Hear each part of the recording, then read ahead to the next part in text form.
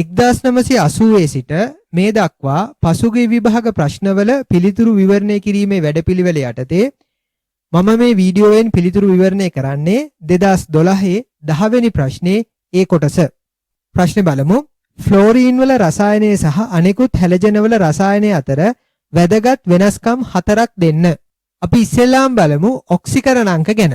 ෆ්ලෝරීන් ප්‍රදර්ශනය කරන්නේ ඍණ 1 බිඳුව කියන ඔක්සිකරණ අංක විතරයි. හැබැයි ක්ලෝරින්, බ්‍රෝමීන්, අයඩීන් කියන අනෙක් හැලජන ධන ඔක්සිකරණ අවස්ථාත් ප්‍රදර්ශනය කරනවා ඍණ 1 බිඳුව ඔක්සිකරණ අවස්ථාවලට අමතරව. එතකොට අපිට ගන්න පුළුවන් ෆ්ලෝරීන් වල වෙනස්කමක් විදිහට අනෙක් හැලජන වලට සාපේක්ෂව ධන ඔක්සිකරණ අවස්ථා ප්‍රදර්ශනය නොකිරීම.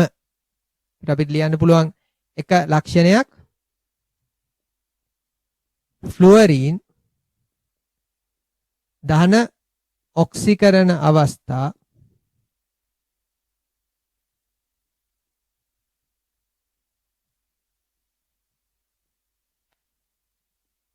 ප්‍රදර්ශනය නොකලද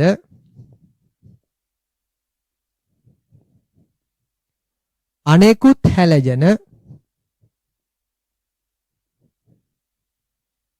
ධන ඔක්සිකරණ අවස්ථා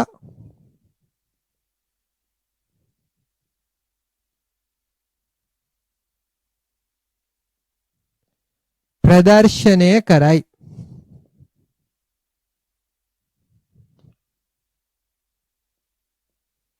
ෆ්ලෝරීන් ෂෙනෝන් වගේ උච්ච වායු සමග ප්‍රතික්‍රියා කරලා සංයෝග හදනවා. හැබැයි අනෙක් හැලජන ක්ලෝරින්, බ්‍රෝමීන්, අයඩීන් ඒ විදිහට උච්ච වායු සමග ප්‍රතික්‍රියා කරලා සංයෝග හදන්නේ නැහැ. ෆ්ලුවරීන් ෂෙනෝන් වැනි උච්ච වායු සමග සංයෝග සාදයි. අනෙකුත් හැලජන එසේ උච්ච වායු සමග සංයෝග නොසාදයි. දැන් සංයෝග සාදන්නේ නැත.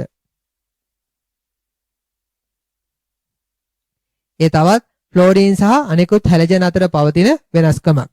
හැලජන වල ඔක්සිකරණ ඔක්සිහරණ ප්‍රතික්‍රියා සලකා බැලුවොත් ෆ්ලෝරීන් ඔක්සිහරණයට විතරයි ලක් වෙන්නේ. හැබැයි අනෙක් හැලජන ද්විදහකරණයට ලක්වන අවස්ථාත් තියෙනවා. ඒතර ෆ්ලෝරීන් ද්විදහකරණ ප්‍රතික්‍රියා සිදු කරන්නේ නැහැ.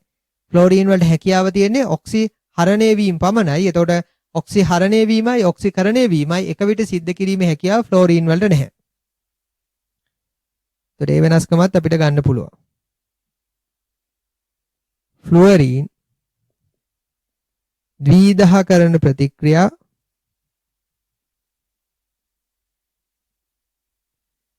සිදු නොකරයි. අනෙකුත් හැලජන ද්විදහකරණ ප්‍රතික්‍රියා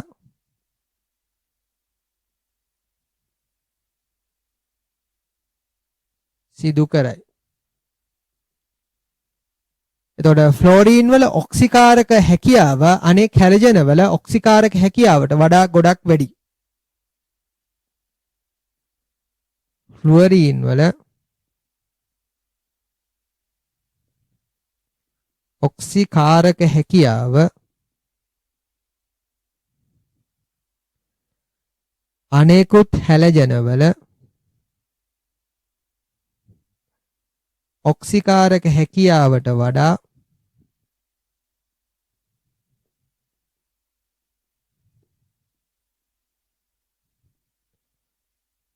බොහෝ වැඩි. ෆ්ලෝරීන් වල විද්‍යුත්නතාව සලකා බැලුවොත් ෆ්ලෝරීන් වල විද්‍යුත්නතාව අනෙක් හැලජන වල විද්‍යුත්නතාවට වඩා ගොඩක් වැඩි. ෆ්ලුවරීන් වල විද්‍යුත් ඍණතාව අනෙක් හැලජන වල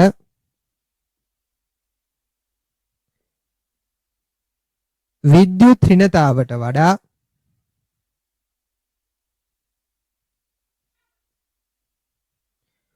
බොහෝ ඉහළයි.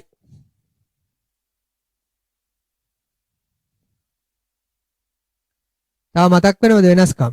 ෆ්ලෝරීන් වල පළවෙනි අයනීකරණ ශක්තිය අනෙක් හැලජන වල පළවෙනි අයනීකරණ ශක්තියට වඩා ගොඩක් වැඩි.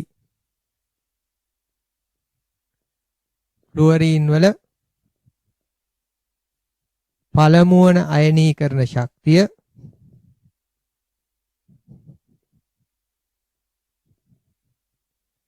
අනෙකුත් හැලජන වල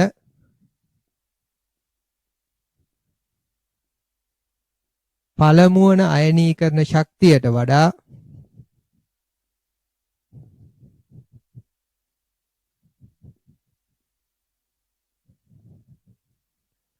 බොහෝ ඉහළයි.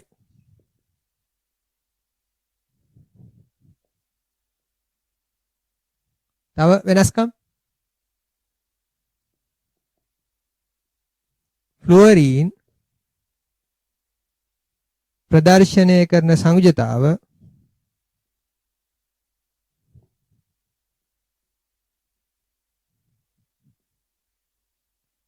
එක පමණයි.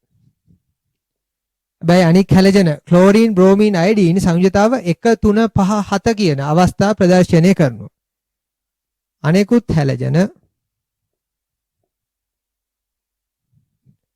1 3 5 7 යන සංයුජතා ප්‍රදර්ශනය කරයි.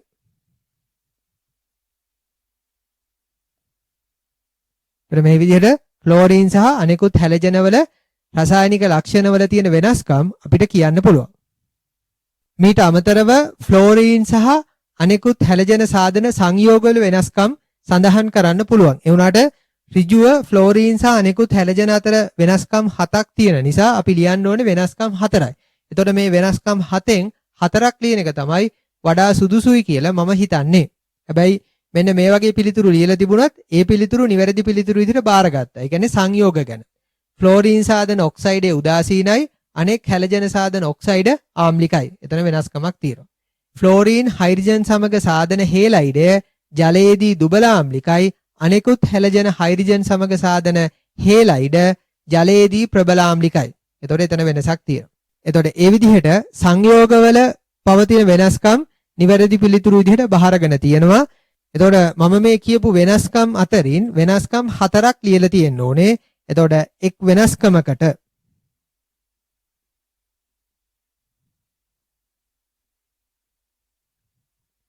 ලකුණු 6 බැගින් ලැබෙනවා.